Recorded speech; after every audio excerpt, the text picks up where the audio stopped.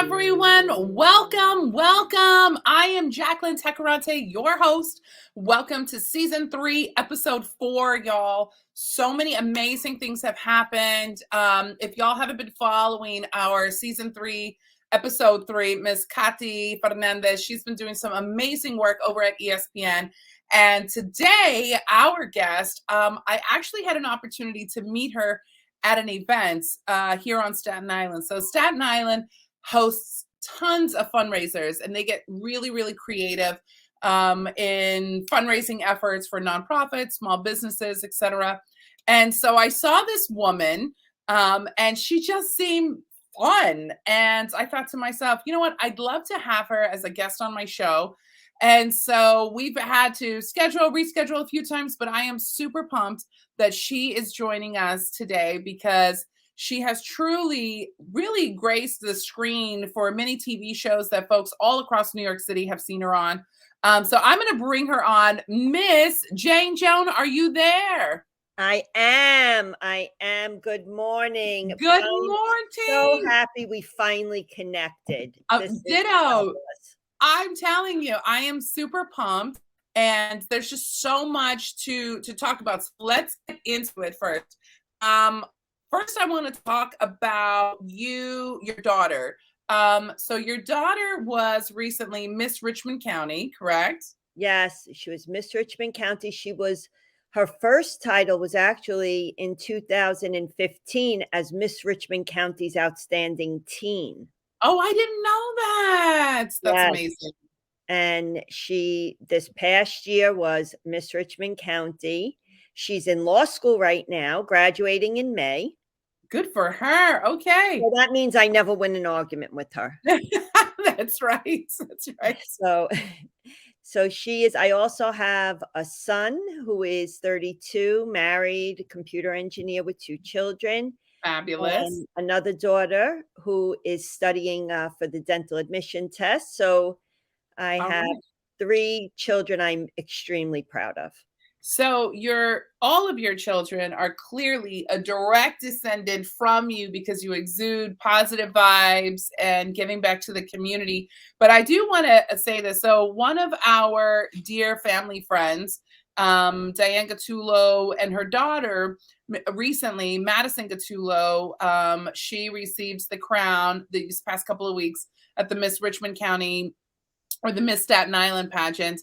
And so as I was following the social media pages, your daughter did this really beautiful and graceful exit.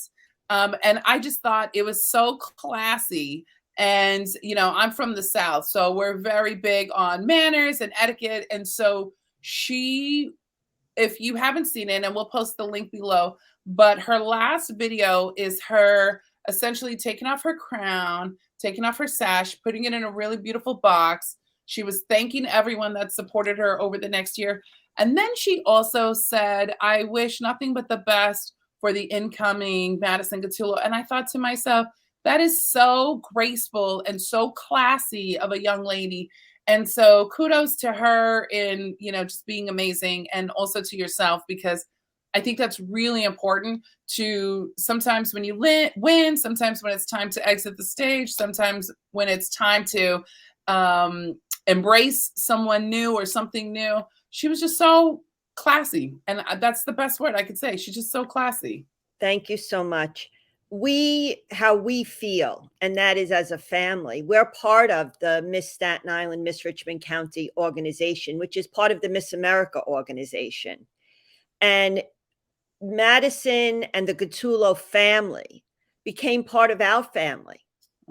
And we help and we try to encourage the women to give of themselves, to help the community, to represent the organization. And if we can do that together, it's so much better. Absolutely. We're so much stronger when we have that support. And a lot of people that volunteer their time to the Miss Staten Island, Miss Richmond County, Miss America organization are prior family members of winners or of the girls that have won, and they all support the incoming women and their families. So speaking of supporting women and families, that's actually how I met Diane Gattulo. So many, many years back, before I opened up JMT Media, I was actually the director of marketing and external affairs for a rather large cultural institution on the island.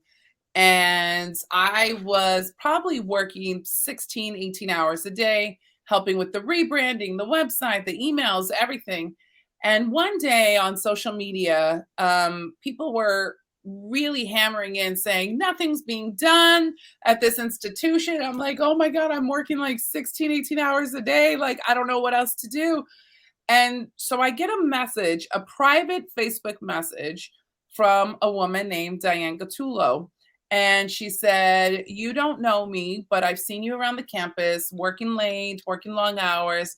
And I'd love to have a cup of coffee with you and just to catch up and chat with you. And I thought to myself, yes, I will pay for the coffee, whatever we need to do. Because I thought to myself, that is so nice that somebody was willing to sit with me, take me under their wings, and kind of show me and guide me about Staten Island as a whole, as a culture, and as a community, and really understand it. And so ever since then, Diane, aside from being like my best friend, she's really more of like my big mentor sister that I Yes. could have asked for, needed for, almost like a fairy godmother. And so she's really helped guide me in business and in friendships. And so me and the Gattulos are very, very close. So if you heard me at the Miss Staten Island pageant, I'm cheering for all the girls because it takes a lot of courage to stand Yes. on stage in front of an entire room of people who may or may not be voting for you. So I was cheering for every girl as if they were my daughter. And that's how it should be, right? We should support all of those young women.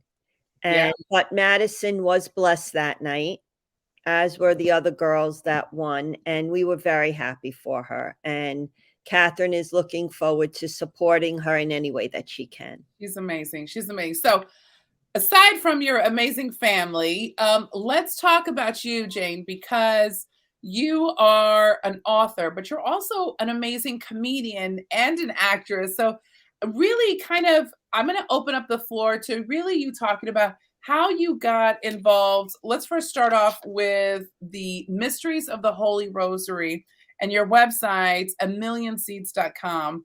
I'd love to learn more. And if you could just chat a little bit about that to our audience and our viewers.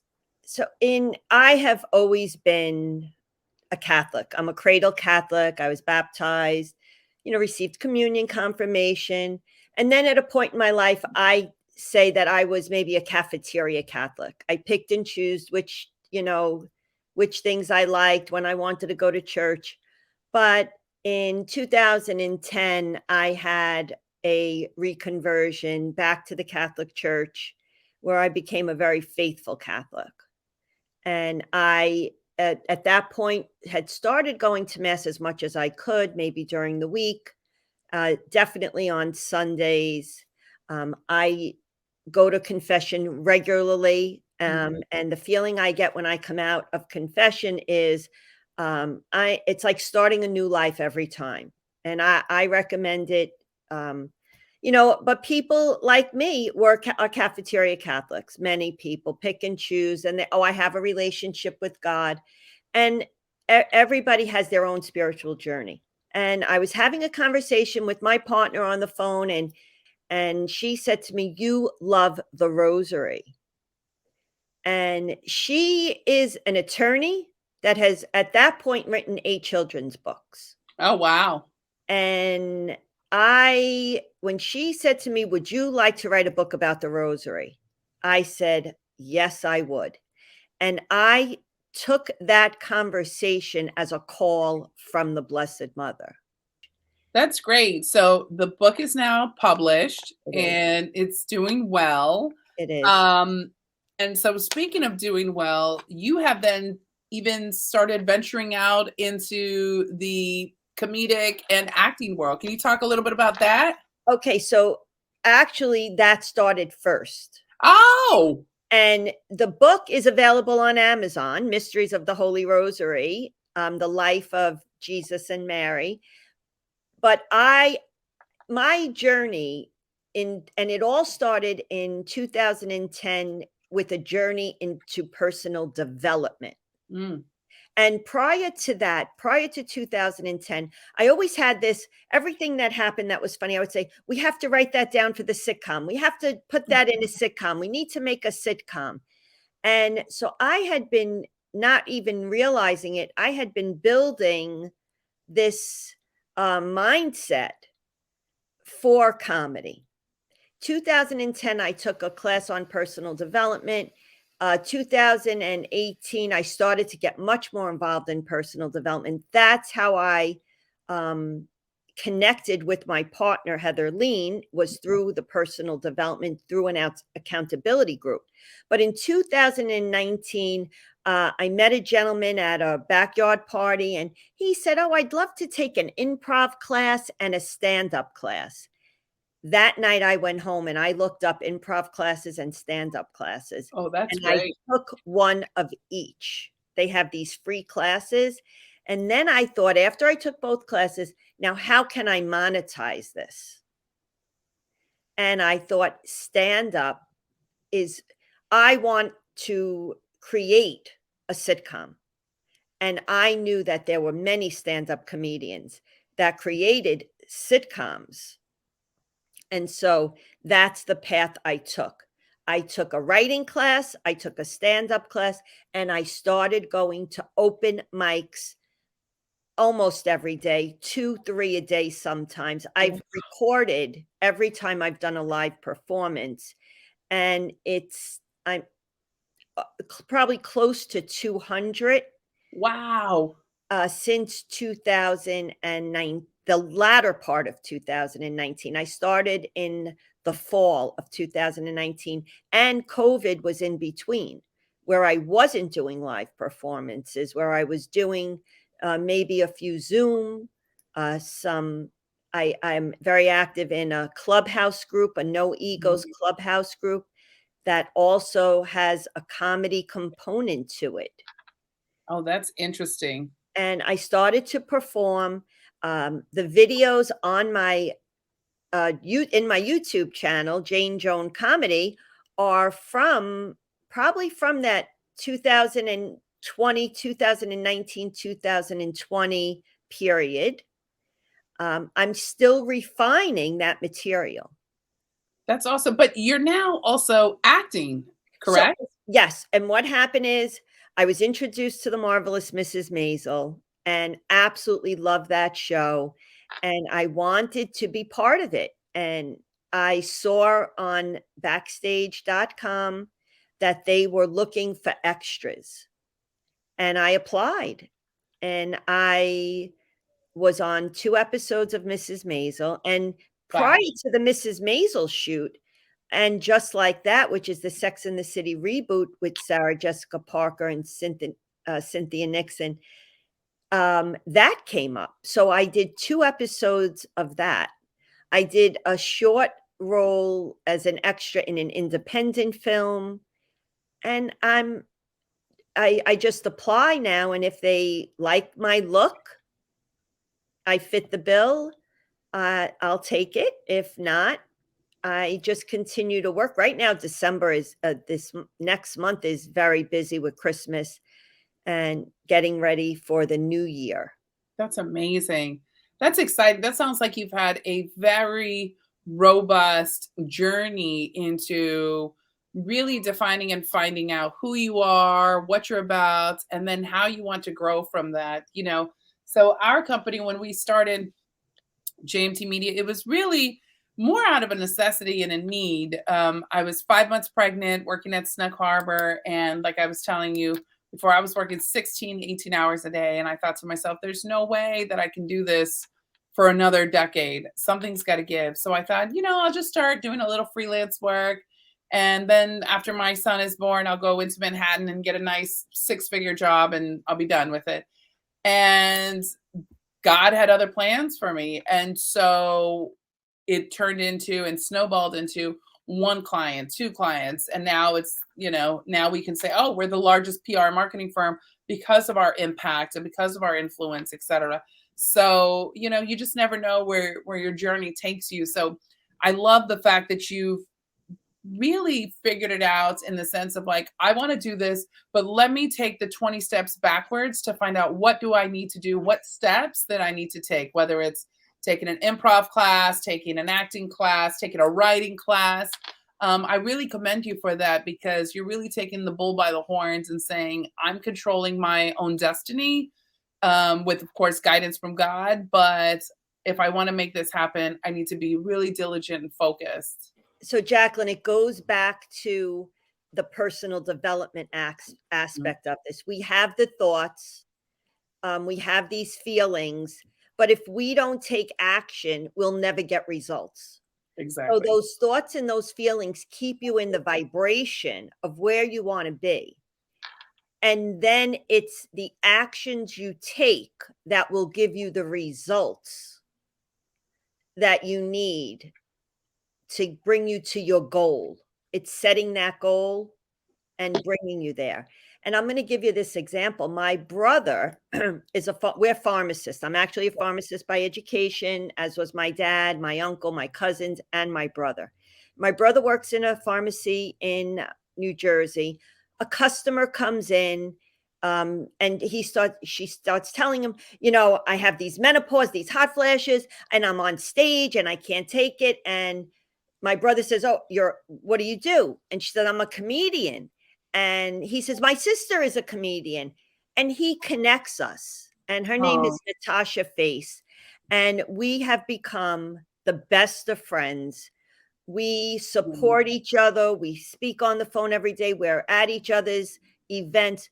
And we're working together now to do something to bring us to the stage, something we can do together. I love that. Because we love being together, we love working together. And it's that vibration that I was in that brought her to me, and that she was in that brought me to her. I love that. I love how this episode, I had one idea going into it, but now even talking further, really understanding about managing and taking action against the vibrations that you're sitting within to really, focus on your next goal. That's pretty amazing, Jane. And I'm so grateful that you joined us today because there's so many things that are happening across New York City that are impacting small businesses, large businesses. And so one of the things that I try to tell people as we're closing out the season and closing out the year is if you don't have a goal in mind, you're just going to be kind of in lukewarm water. And so sometimes it needs to be literally the shot heard around the world to make action happen. So, Jacqueline, you need a goal. Mm-hmm. Most people live moment to moment. This is what happens at this minute. I have a reaction, and that's how I live. You don't become, let's say, Miss Richmond County without the preparation for the interview, without purchasing proper attire, without being able to show that you can promote a platform. My daughter's is mental illness, making people aware of mental illness. Those girls have platforms that they promote to show the community, this is what we need. This is what our community needs. It needs help in these areas. And can you help me? And with me, with A Million Seeds, so A Million Seeds is our company. And we are promoting a closer relationship with God.